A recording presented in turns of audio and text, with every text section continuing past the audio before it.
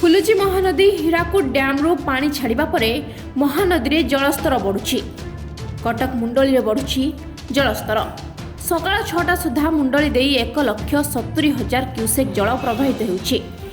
हीराकुद्रु बन्या जल प्रथमे खैरामाळ और परे बरमूल दे मुंडली में पहुंची। हीराकुद जलभंडार 20टी गेट खोलिबा परे महानदी में जलस्तर बढ़िछि। आज हीराकुद डैम्र जलपतन 614.85 फुट रही। एबे डैम मध्यकू सेकेंड को 2,04,103 घनफुट जल प्रवेश करुवा बेले 3,45,326 घनफुट जल निष्कासित होउछि। गतकाली रातिरु मुंडली रे बन्या जल निष्कासित हेबा आरंभ करिछि। महानदीर तलिया अंचल जलमग्न हेबा सह नदी कूलिया लोकंक चिंता बढ़िछि। बन्या आशंका नथिले भी महानदी अववाहिकार तल मुंडरे थिबा 7 जिला को सतर्क कराइछन्ती स्वतंत्र रिलीफ कमिश्नर।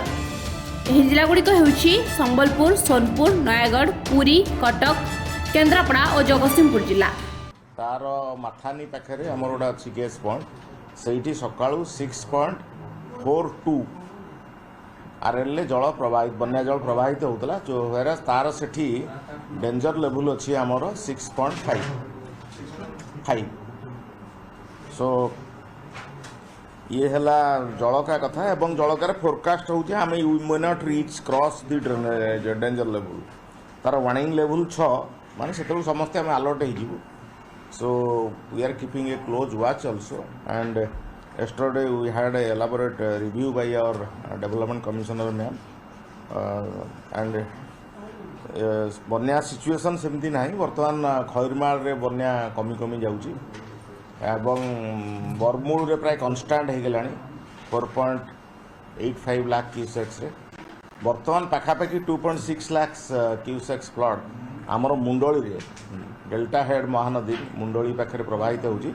एवं एटा बढ़िया ट्रेंड अच्छी एवं जहाँ आम आगुरी कही 2 दिन तले 5,10,15,000 क्यूसेक्स हम कि बर्तमान मुझे आकलन करुँच आम आकलन करुँ 5 लाख क्यूसेक्स पाखापाखि रहिबो। Bureau report Vishwavani live.